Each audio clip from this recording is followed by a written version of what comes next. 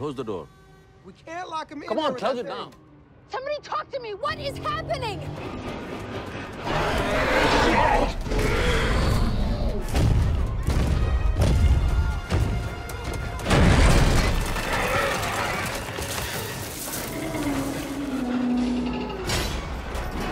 No, this is, I love this. This is why we crazy. do this. This is basically what it was like going to work every single day. It's so funny. I mean, walking in here and seeing the sets that have been built for these interviews is a strong indication of the enthusiasm that we all feel for this movie. I love it. And I love your character because you seem like you were channeling like a little bit of Sigourney Weaver from Alien with Beyonce's attitude. Like all mixed in one. You're like, okay, I got this. Well, I'm running the show. Oh, that is the ultimate compliment.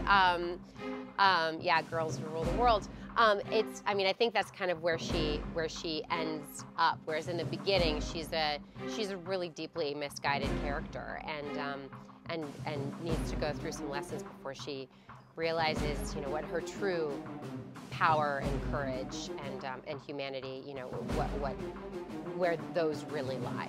Now, do you still get blown away by the process? Because this is a huge movie.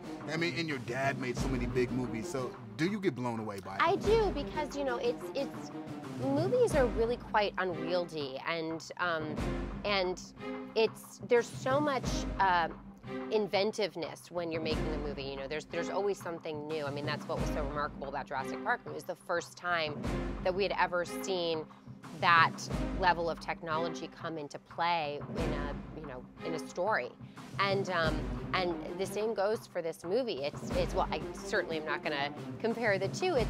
There were a lot of new elements that Colin, the director of Jurassic World and co-writer, introduced in order to create the kind of visual world that we ultimately end up seeing when you see the film. And so I do get blown away by it because there's always new stuff. There's always like, yeah, this is the first time we're using this, or the first time, you know, this has been used in movies. And there's always so much to learn, which is very cool. What do you remember most from the original Jurassic Park movies?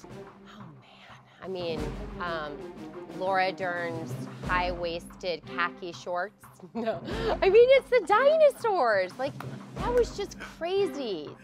Seeing that movie as a 12-year-old in the theaters opening weekend, I mean, it blew me away. I had never seen anything like that. And like you said, you know, I'd been around movies as a kid because my dad's a director, and it's not like I'm a jaded audience member, because that's not the case at all, but I mean, this was so beyond my wildest dreams, what I was seeing when I saw Jurassic Park. It really was crazy back in the day. I mean, it's like, whoa, what is going on? But what's even more impressive is now Jurassic World is doing sort of the same thing, because like the technology has allowed it to become even bigger and better on the big screen, and you're sitting there like, wow. Yeah, I mean, today our home entertainment systems are so sophisticated, and it's undeniable, you know, the comfort and convenience of watching a movie or, you know, a TV series at home.